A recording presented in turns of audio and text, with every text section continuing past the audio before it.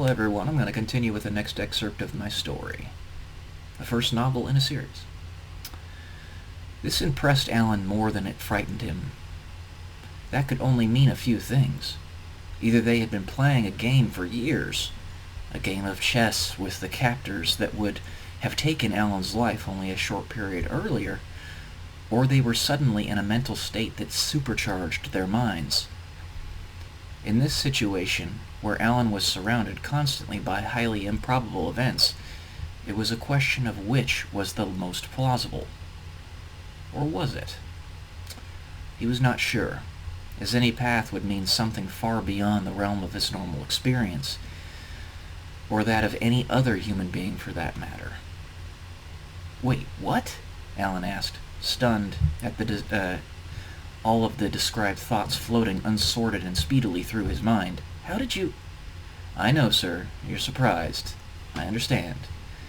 Just know that there are a lot of people playing this game, and trying to break it." "Yes, it was a long game," said the driver.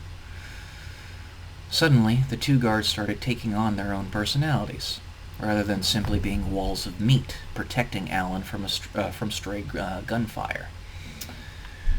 They were now more than fodder, though in whatever choices they were making, they already were more important to Alan than almost anyone he had ever met, and his respect of them, regardless of their intelligence, was supreme, nearly unparalleled.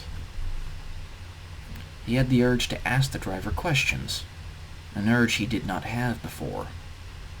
He knew now that the two of them could say more, but he would not push too hard, for he was living in a knife's edge situation, of which they had described for many years, and he knew that what they were saying was true.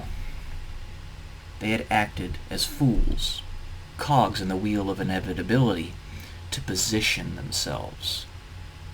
And their position was to play their trump card when it counted. They managed to be on the same page when it counted. And this was still beyond Alan. "What is your name?" he asked the driver. "Jordan. Jordan Johnson, sir. But I think you shouldn't get too caught up in either of us. We served our purpose." "I don't get your meaning," said Alan, perplexed. "You'll find out all about it soon, sir. Sorry." Stuttering a little bit. "Right now, they can still hear us, but they can't touch us anymore.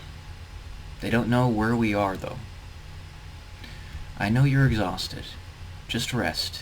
You don't need to sleep, but you don't have to think either. You deserve a break," said the man in the passenger seat.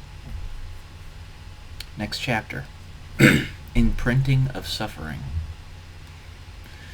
"We have perused his life from the beginning, Thomas. He's definitely the right man for the job." "I believe you, James. If you say he's the right person for the job, then he is. No ifs, ands, or buts about it. It's not just a person's environment that determines whether they are the right one for the job, but also how they react to it. He never turned against human beings in his entire life. He's our sleeping giant. To hesitate is to use of force, and act when you can affect change.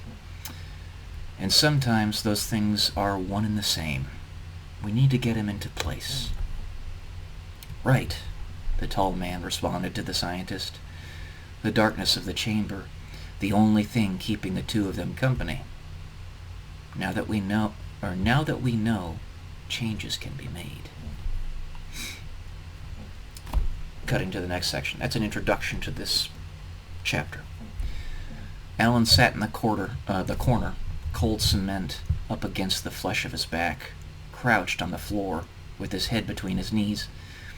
His arms were wrapped delicately around his body, as if they were a chrysalis, protecting him from the pain of ignorance with which he found himself surrounded. It made no sense to him. He was only 9 years old, yet remained ostracized, a social pariah amongst small people who had no comprehension of what it was to truly be an outcast. Alright, that's this section. I will continue tomorrow. Love y'all. Peace.